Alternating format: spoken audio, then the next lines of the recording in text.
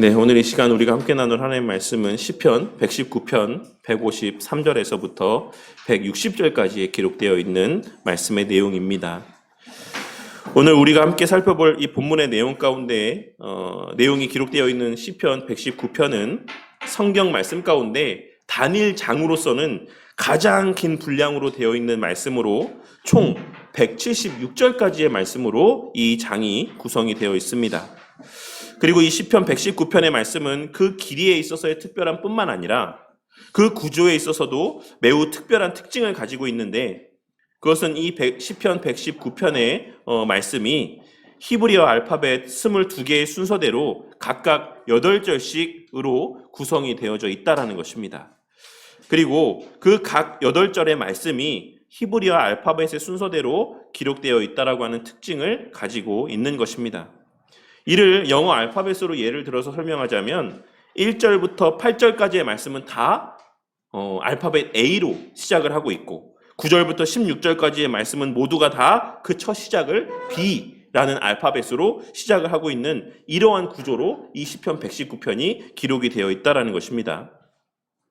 이를 문학적인 양식으로는 답관체라는 표현을 사용을 하는데, 이 답관체라는 말은 그 의미 그대로 머리를 밟아가는 방식이라는 의미의 표현으로 이 시편 119편을 비롯해서 시편 가운데는 총 9편의 답관체로 된 시편들이 있지만 오직 이 시편 119편만이 단 하나의 알파벳도 중복되지 않고 혹은 생략되지 않고 알파벳 22개가 온전한 형식으로 기록이 되어 있는 유일한 시편이라고 할 수가 있습니다.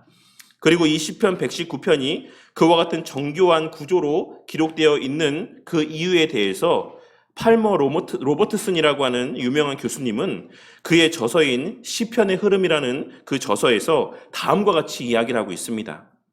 이 시는 아마도 틀림없이 암송을 염두에 두고 작성되었을 것입니다.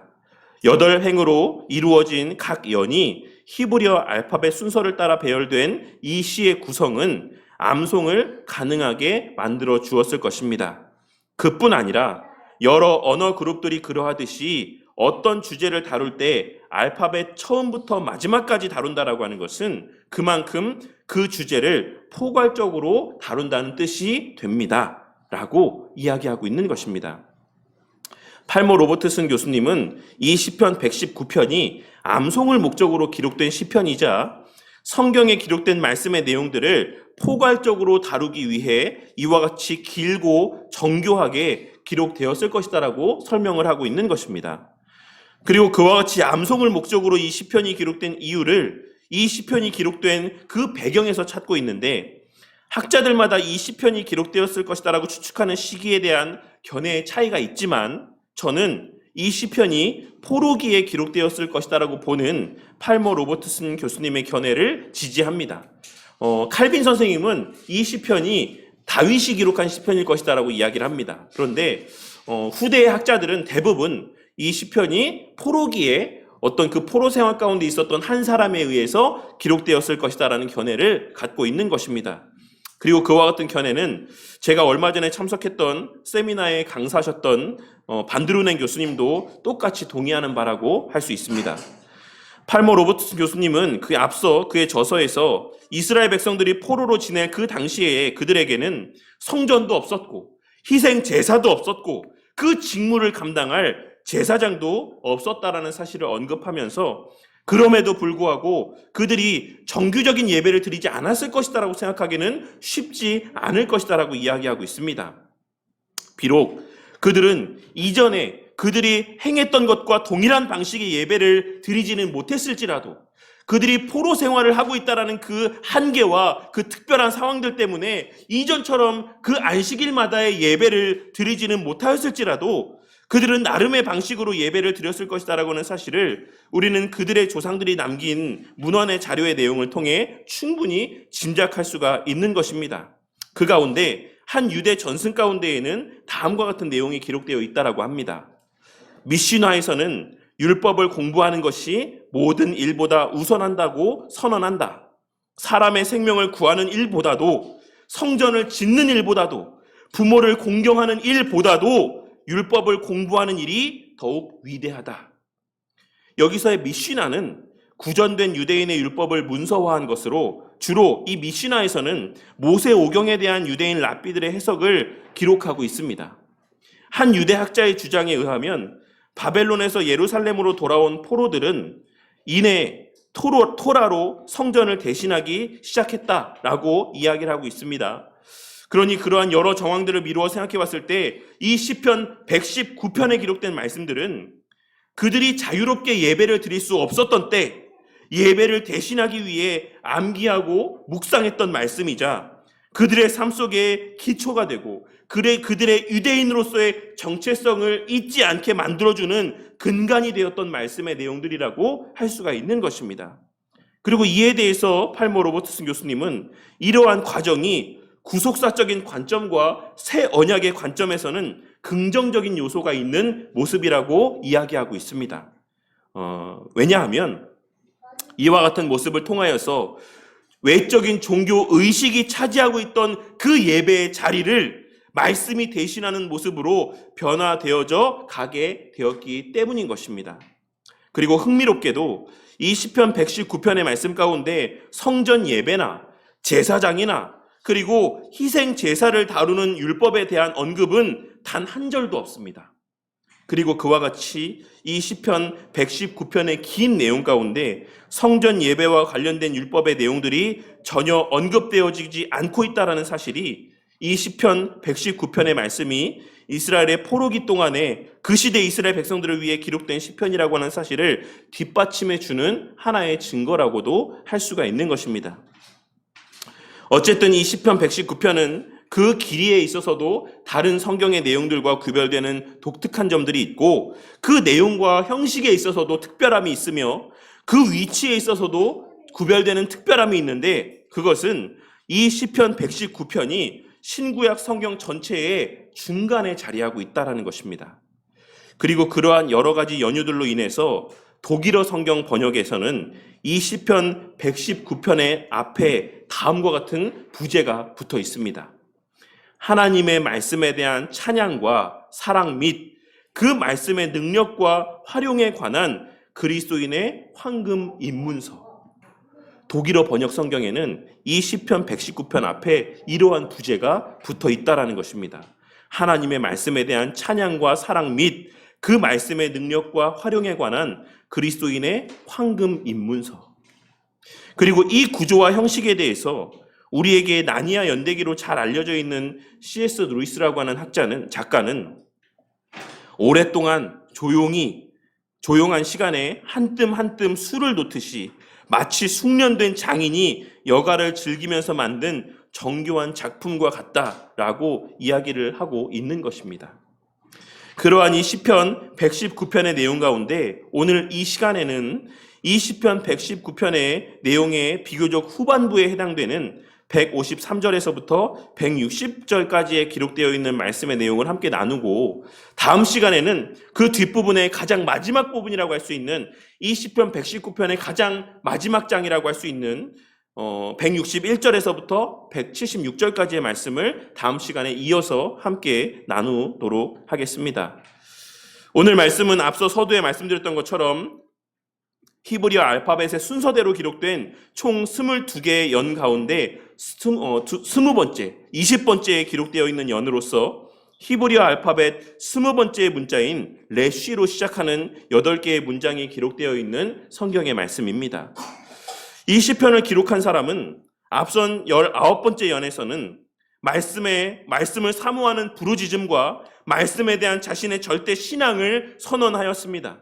그리고 그러한 내용에서 이어지는 오늘 말씀의 내용 가운데는 그와 같이 주의 율법을 잊지 아니하는 자신을 그 고난 가운데서 건져주실 것을 간구하고 있습니다.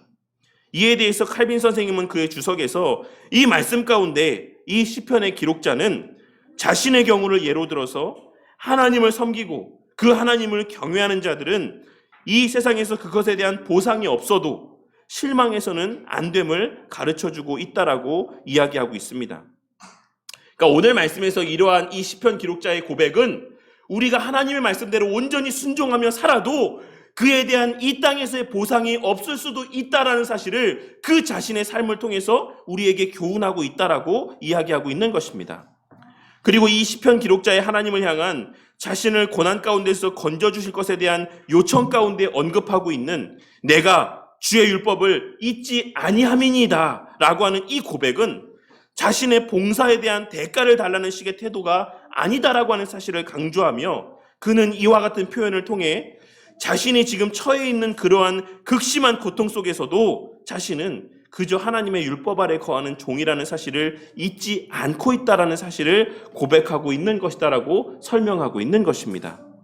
무슨 말이냐면 하나님, 제가 지금도 율법을 떠나지 않고 있습니다. 지금도 하나님 말씀대로 살고 있습니다. 그러니까 건져주십시오. 왜 안 건져주십니까? 왜 안 살려주십니까? 이러한 태도를 취하고 있는 것이 아니라 주님, 저는 이러한 고통 가운데서도 제가 주님의 종인 것을 알고 있습니다.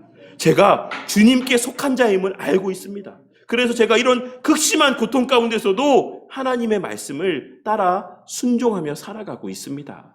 그러니 이 하나님의 종을, 하나님의 이 속한 자를 좀 살펴주시고 살려주십시오. 이런 뉘앙스로 이 고백을 하고 있다는 것입니다. 그리고 우리는 오늘 말씀 가운데 이 시편의 기록자가 자신을 살려달라는 말씀을 3번씩이나 반복하고 있는 것을 확인할 수가 있는데 이는 그가 지금 처해 있는 상황이 얼마나 절박하고 얼마나 극심한 상황인지를 잘 대변해주고 있는 표현이라고 할 수 있습니다. 그러니 오늘 말씀에서의 이 시편의 기록자는 하나님을 향해 하나님, 제가 하나님 율법을 잊지 않고 하나님 계명들을 지키며 살고 있는데 왜 저를 이런 고난 가운데 두십니까? 제가 이만큼 했으면 저를 좀 구원해 주셔야 되는 것 아닙니까? 이런 뉘앙스의 고백이 아닌 하나님, 저는 이러한 상황 속에서도 하나님의 자녀이고 속한 자임을 믿습니다. 라고 하는 고백을 증거하며 주의 도우심을 간구하고 있는 것이다라는 사실을 우리는 염두에 두고 이 말씀의 의미들을 살필 수 있어야지만 되는 것입니다. 그러면서 이어서 이 시편의 기록자는 154절에 기록된 말씀에서와 같이 하나님을 향하여 자신을 변호하여 달라라고 말씀하며 자신을 구속하여 달라라고 말씀하고 있습니다. 한글 번역 성경에는 이 말씀이 구하사라고 번역이 되어 있는 것을 확인할 수가 있을 것입니다. 154절에 있는 말씀. 그런데 이 원어에서의 이 표현은 무르다, 배상하다 라고 하는 의미를 지니고 있는 표현으로서 이는 율법에 기록되어 있는 친족의 의무와 관계되어 있는 말씀의 의미입니다. 이는 누군가가 노예로 팔려가야지만 될 정도로 경제적인 어려움 가운데 처했을 때, 어떤 큰 빚을 지게 되었을 때, 그 친족 가운데서 그것을 알게 되면 그것을 대신 갚아줘야 되는 의무가 유대인들 가운데는 있었습니다. 그러니까 그것이 전제되어 있는 말씀이기도 하고, 또 만약에 누군가가 다른 사람에게 물리적인 해를 입게 되었을 때, 예를 들어서 제가 누군가에게 매를 맞거나 어떤 불의한 어떤 폭력을 당하게 되어서 큰 상처를 입거나 혹은 죽임을 당하게 되었을 때 그 친족이 그것을 알게 되면 그 친족은 그것에 대한 안갚음을 해야지만 되는 그러한 의무가 있었습니다. 그러니까 당시에 유대인들에게 있어서의 친족이라고 하는 개념 가운데는 그러한 대속의 어떤 의무에 대한 개념들이 그들의 삶 가운데 있었다라는 것입니다. 오늘 말씀에서의 이 시편의 기록자가 저를 구속해 주십시오 라고 하나님 앞에 이야기하고 있는 것은 그와 같은 맥락에서 지금 하나님 앞에 요구를 하고 있는 것이에요. 주님이 대신 갚아주시고 주님이 대신 해결해 주십시오 라고 이야기를 하고 있는 것입니다.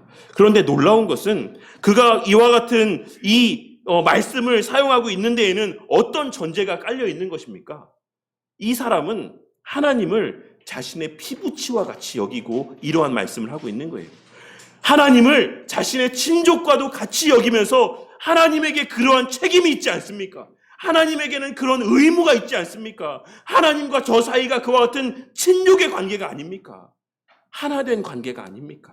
라고 하는 전제가 이러한 말씀의 표현들 가운데 그의 마음 가운데 자리하고 있다라는 것을 우리는 그의 이와 같은 용어의 사용을 통해 발견할 수가 있는 것입니다. 왜냐하면 이어지는 말씀에서와 같이 그것이 하나님의 말씀하신 바이기 때문에 그렇습니다. 그러니 오늘 말씀의 이 시편의 기록자는 하나님께서 말씀하시지 않았습니까? 하나님께서 너는 내 백성이라고 하지 않았습니까? 저를 가리켜서 내게 속한 자라고 하지 않으셨습니까? 하나님께서 나를 구원하시고 지켜주시겠다라고 말씀하지 않았습니까?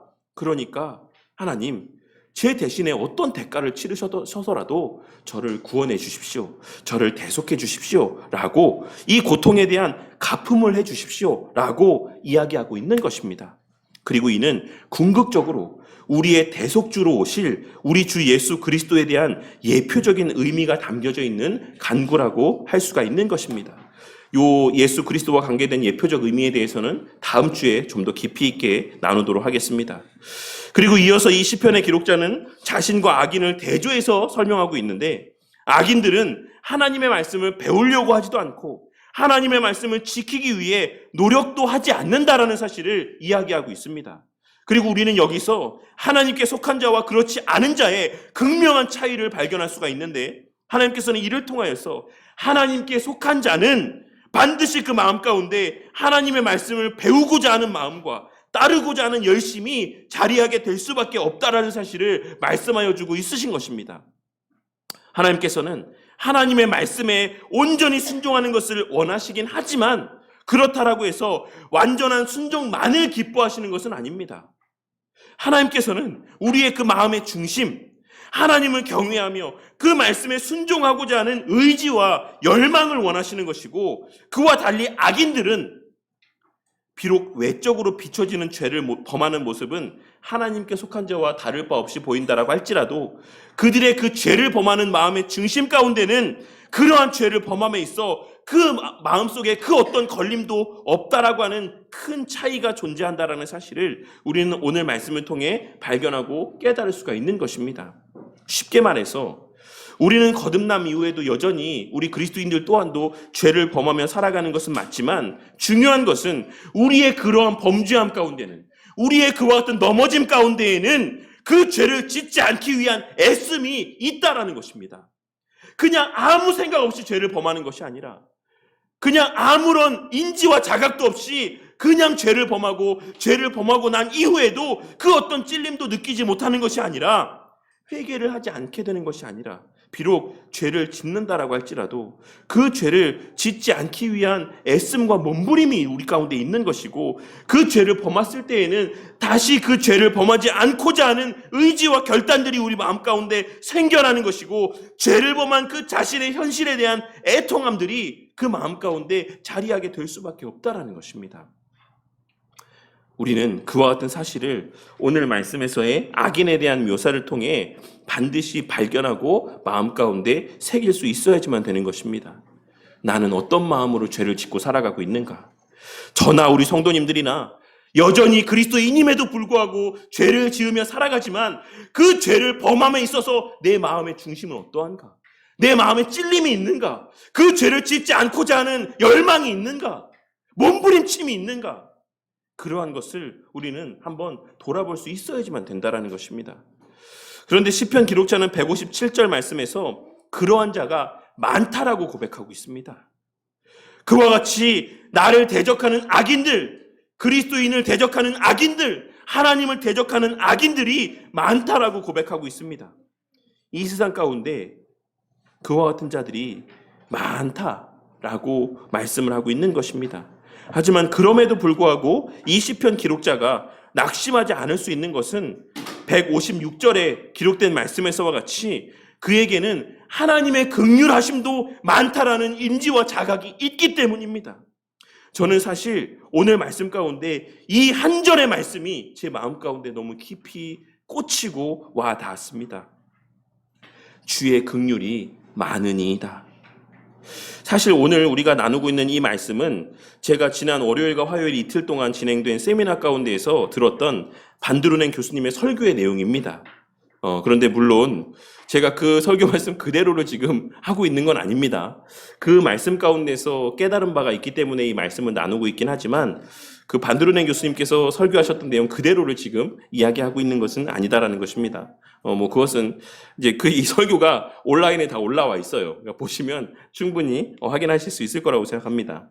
하지만 그 가운데 제 마음에 깊이 남았던 것은 반드루넨 교수님이 이 본문의 말씀을 해석하고 설교하시면서 이 많다라는 표현 가운데 주목했다라는 사실입니다.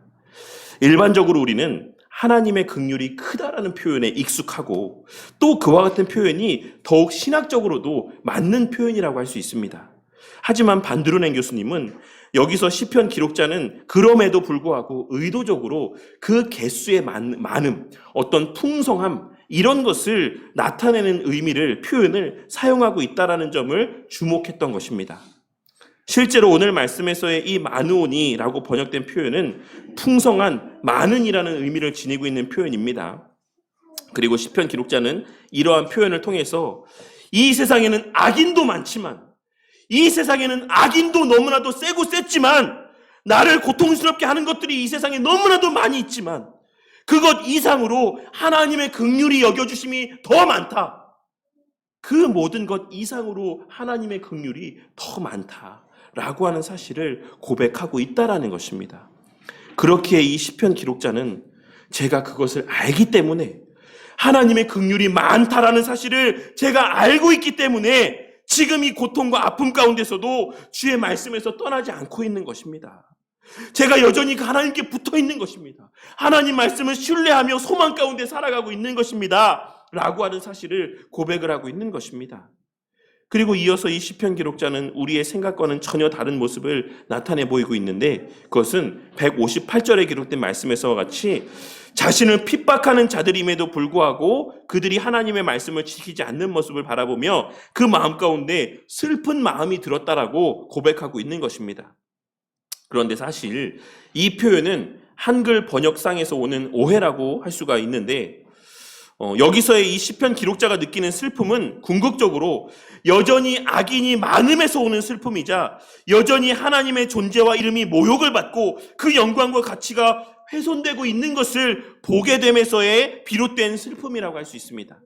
그러니까 어떤 경우에는 이 슬픔을 그 악인들을 향한 긍휼의 모습이라고 해석을 하는 경우들도 있습니다. 그러니까 영문 번역 성경 가운데 킹제임스 번역 성경에는 이 말씀이 그런 악인들을 향한 긍휼의 마음으로서의 슬픔이라고 그런 의미로 해석을 하고 있긴 해요. 그런데 상당수의 영역본 성경에는 이를 혐오하다, 역겹게 여기다 라는 등의 의미로 번역을 하고 있습니다.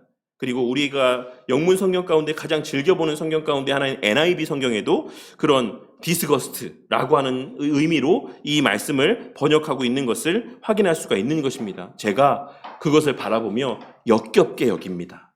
그 악인들을 바라보며 역겨운 마음을 갖습니다. 라고 말씀하고 있는 것입니다.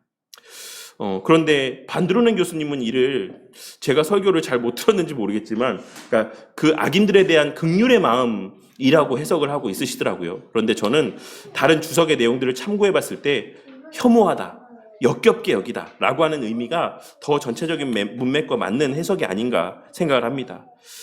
그리고 그런 맥락에서 공동번역 한글 성경이나 새번역 한글 성경에서도 이 말씀을 제가 심히 불쾌합니다, 참으로 역겹습니다 라고 번역을 하고 있는 것을 우리는 확인할 수가 있는 것입니다. 그리고 이어서 마지막으로 자신의 신앙을 고백하며 자신을 살려달라 다시 간구하는 가운데 하나님의 말씀이 영원함을 고백함으로 자신 또한 하나님의 자비와 긍휼 가운데에 건짐을 받게 될 것임을 확신한다라고 하는 사실을 간접적으로 고백하며 이 연을 끝맺음하고 있습니다. 그러니까 이 160절에 있는 이 말씀의 의미는 하나님의 말씀이 영원한 것처럼 저도 하나님의 그 말씀에 근거하여 이 땅에 그렇게 보존되게 하실 것을 제가 믿습니다라고 하는 의미가 그 이면에 자리하고 있다라고 할 수가 있는 것입니다. 오늘 말씀을 통하여서 첫째로 나라는 개인은 하나님의 말씀 가운데 온전히 순종하며 산다라고 할지라도 공동체의 범죄함으로 말미암는 하나님의 징계가 우리 각자의 삶 가운데 임할 수 있다라는 사실을 깨닫게 되는 저와 우리 모두가 되기를 바랍니다. 오늘 말씀에서의 이 시편 기록자는 바벨론 포로 생활 가운데 있었을 것이고 그와 같은 바벨론 포로 생활은 이스라엘 백성들의 패역함에 대한 하나님의 징계라고 하는 사실을 우리는 잘 알고 있습니다. 그러니 그런 측면에서 생각해 보자면 비록 이 시편 기록자 자신은 이 기록된 말씀에서의 내용에서와 같이 하나님의 말씀을 사모하고 그 말씀대로 순종하는 삶의 모습이 그 삶 가운데 있었음에도 불구하고 그 삶 속에는 하나님 편에서의 하나님의 백성 공동체를 향한 징계가 있었고, 그 징계는 그 공동체에 속한 개개인 모두에게 영향을 미쳤다라고 하는 사실을 우리는 오늘 말씀을 통해 발견하고 깨달을 수가 있는 것입니다. 그리고 이를 통해서 우리는 우리 개인의 삶 가운데 하나님 앞에서의 범죄함이 없고, 물론 그럴 수 없겠지만 그래도 나름 내 개인의 삶 속에서는 늘 하나님 말씀 가운데 순종하고자 하는 열심이 있고 하나님의 말씀에 대한 사모함이 있다라고 할지라도, 하나님 말씀대로의 순종하며 살아가고자 하는 선한 열심들이 내 개인의 삶 가운데 자리하고 있다라고 할지라도, 그 삶 가운데 우리의 공동체적인 범죄함으로 말미암는 고난이 있을 수도 있다라는 사실을 우리는 오늘 말씀에서의 이 시편 기록자가 처한 상황을 통해 발견하고 깨달을 수 있어야지만 되는 것입니다. 그리고 이는 제가 늘 말씀드리는 것처럼 성도의 거듭남 이후에 필연적인 공동체성과도, 성도의 거듭남 이후에 필연적으로 마주하게 되는 공동체적인 신앙의 삶의 모습과도 이어지는 말씀의 내용이라고 할 수 있습니다. 다음 주에 우리 예꼬모 친구들이 함께 나눌 공과 내용인 소율문답 100문답의 내용은 예수님께서 우리에게 가르쳐 주신 기도의 내용들 가운데 머릿말에 담긴 의미가 무엇인가 라고 하는 것을 다루고 있는데, 우리는 그 머릿말의 내용을 통해서도 하나님께서 나의 아버지가 아닌, 나만의 아버지가 아닌 우리의 아버지다 라고 말씀하고 있다는 사실을 확인할 수가 있습니다. 우리의 거듭남 그 직후부터의 삶 가운데는 나라는 개인은 이제 더 이상 존재하지 않는다라고 하는 사실을 하나님의 말씀을 통해 깨닫고 늘 명심함 가운데 살아가는 저와 우리 모두가 되기를 바랍니다. 우리의 거듭남 이후의 삶에 있어서 이제 더 이상 그 거듭남이 진짜로의 거듭남이라고 한다면 더 이상 우리는 하나님 앞에서의 개인의 존재로 서지 않는다라고 하는 것을 깨닫게 되는 은혜가 있으시기를 바란다는 것입니다. 오늘 말씀에서의 하나님 앞에 바로 서 있던 이 한 개인의 하나님 앞에서의 울부짖음의 모습을 바라보며 우리의 신앙은 나 한 사람만 바르게 서 있다라고 해서 온전할 수 있는 것이 결코 아니다라고 하는 사실을 깨닫게 되는 은혜가 있길 바랍니다.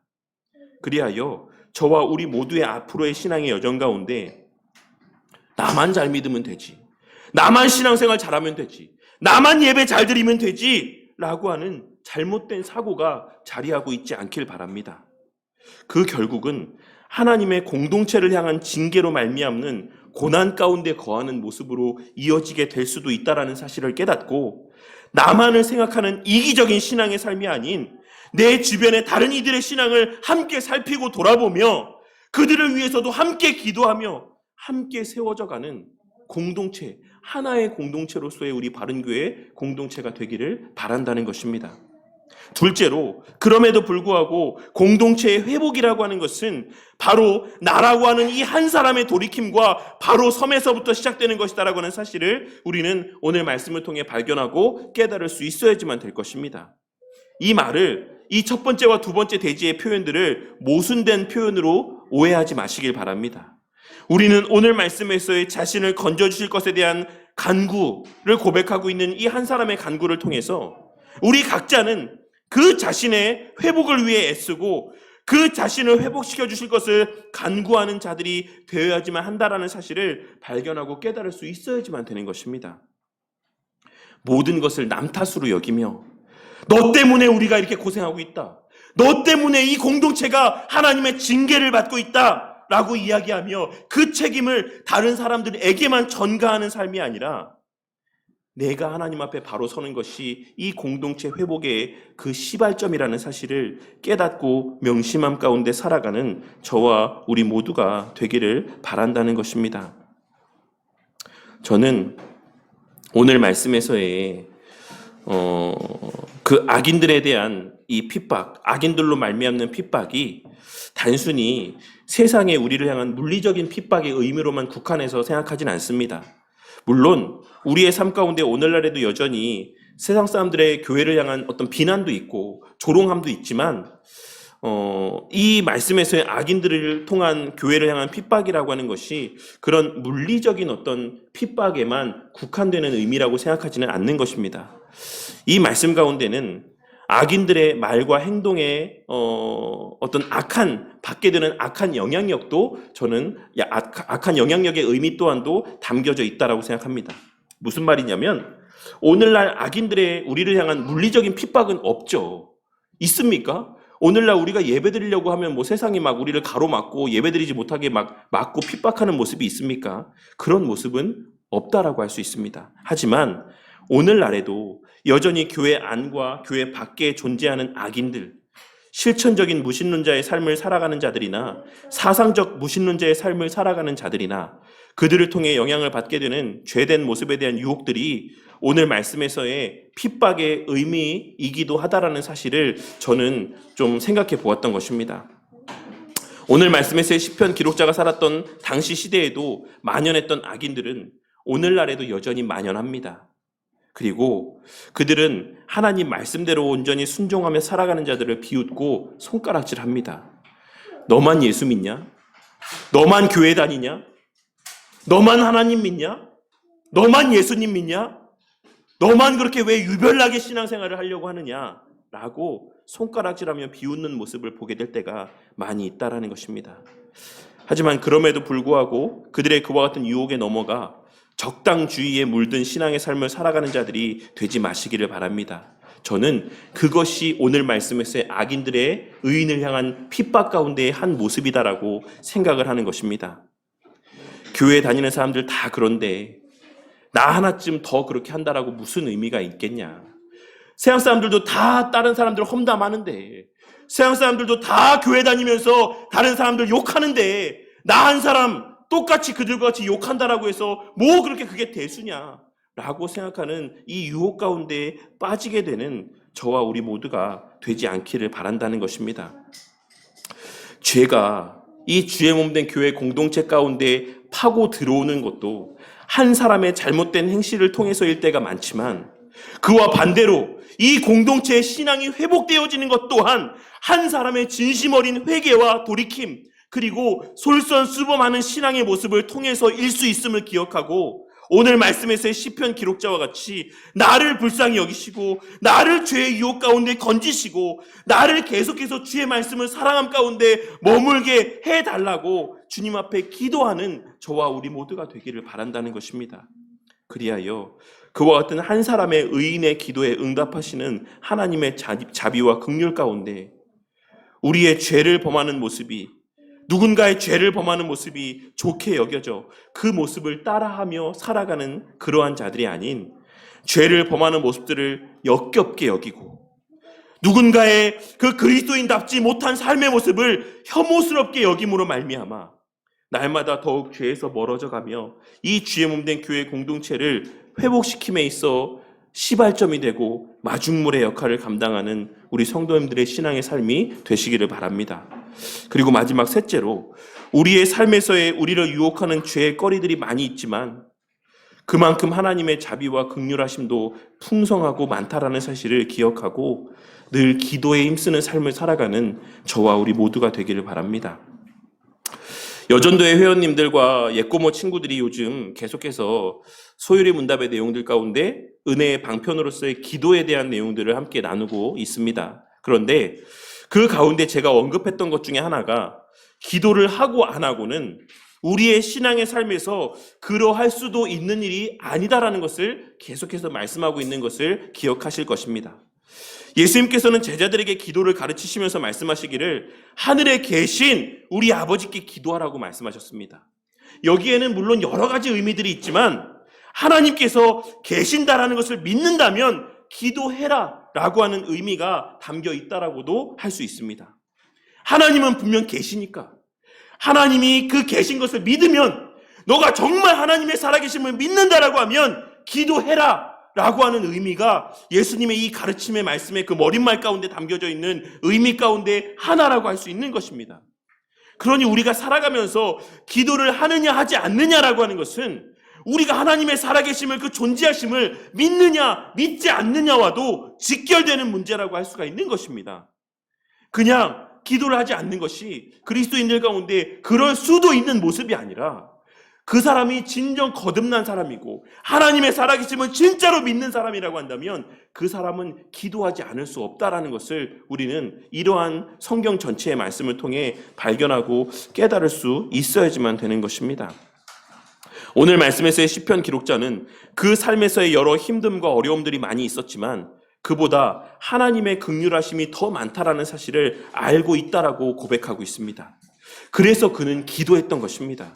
그래서 그는 죽기 살기로 하나님 앞에 매달리며 자신을 살려달라고 3번씩이나 간절하게 부르짖을 수 있었던 것입니다. 우리 모두는 이 땅에서의 삶 가운데 수많은 문제들을 마주하며 살아갑니다. 누군가는 물질의 어려움을 겪기도 하고, 누군가는 건강의 문제를 겪기도 하고, 누군가는 사람 사이의 관계 때문에 문제를 겪기도 하고, 누군가는 직장의 문제 때문에, 누군가는 배우자의 문제 때문에 그 삶에서의 어려움을 겪고 염려하며 걱정하고 고통스러워하는 나날들을 보내는 경우들도 있는 것입니다. 하지만 우리가 그 문제들을 껴안고 끙끙대고 있다라고 해서 그 문제가 해결되지 않습니다. 내가 아무리 그 문제를 쌓아안고 염려하고 걱정한다라고 해서 그 배우자의 문제가 저절로 해결되지 않고 그 물질의 문제가 저절로 해결되지 않고 내 삶에서의 그 고난의 제목들이 저절로 해결되지 않는다라는 것입니다. 그러니 그 여러 문제들을 혼자 끌어안고 끙끙대면서 결국 시험에 들고 결국 절망에 빠져서 그 신앙마저도 잃어버리는 우를 범하는 우리 바른교회 성도님들이 되지 마시길 바랍니다. 그 삶에서의 어떤 문제가 있든지 그 삶에서의 그 문제가 어떤 문제든지 긍휼이 많으신 하나님 앞에 가지고 나와 털어놓고 그 주님의 도우심을 간구하는 저와 우리 모두가 되기를 바라는 것입니다. 그것이 나의 죄 문제이든 물질의 문제이든 그 어떤 문제이든지 간에 하나님을 믿는다라고 하면 하나님이 살아계신 것을 믿는다라고 하면 제발 혼자 끙끙 싸매고 고통 가운데 몸부림치지 마시고 하나님 앞에 가지고 나와서 기도하시기를 바란다는 것입니다. 주의 도우심의 은혜를 구하시기를 바란다는 것입니다. 그리하여 끝내는 우리의 그와 같은 기도를 들으시고 응답하시는 하나님의 긍휼하심을 그 삶 가운데 충만히 누리고 만끽하게 되는 저와 우리 모두가 되기를 바랍니다. 우리의 신앙생활은 우리 개인 홀로 걸어가는 걸음이 아닙니다.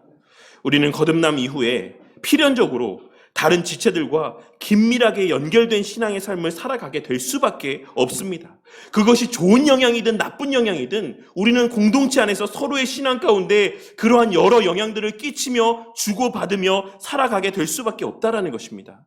그러니 나의 삶이 다른 누군가에게 부정적인 영향을 미치는 삶이 되지 않도록 나로 인해서 누군가가 범죄하거나 누군가가 실족하게 되는 일이 없도록 늘 하나님의 말씀대로의 온전한 그리스도인의 삶을 살 수 있게 되기를 위해 애쓰고 주님의 도우심의 은혜를 간구하는 저와 우리 모두가 되기를 바랍니다. 우리는 절대로 우리 스스로의 힘으로 하나님의 말씀을 사랑할 수 없고 하나님의 말씀대로 순종하는 삶을 살아갈 수 없습니다. 오직 주의 도우심의 은혜로만 가능한 것이며 하나님의 긍휼히 여겨주심의 은혜로만 가능한 일입니다. 이 사실을 깨닫고 삶에서의 여러 모양의 시험거리들을 마주하게 되실 때마다 주의 도우심의 은혜를 간구하는 저와 우리 모두가 되므로 하나님의 우리 각자의 영혼을 살리시고 강건케 하시는 은혜 가운데 그 삶에서의 하나님의 법도를 사랑하며 그 말씀대로 행하는 본이 되는 모습을 나타내 보이는 다른 이에게 선한 영향력을 끼치는 삶을 살아가는 우리 바른교회 성도님들이 되심으로 그 바른 신앙의 그 모습들이 마중물이 되고 도전이 되어서 우리 바른교회 공동체가 날마다 함께 하나님 앞에 바른 모습으로 세워져 가고 우리 모든 성도님들이 함께 그 신앙의 회복을 경험하며 함께 자라가고 성숙하여져 가고 강건하여져 가는 은혜가 우리 바른교회 공동체 가운데 충만하기를 주님의 이름으로 간절히 축원합니다.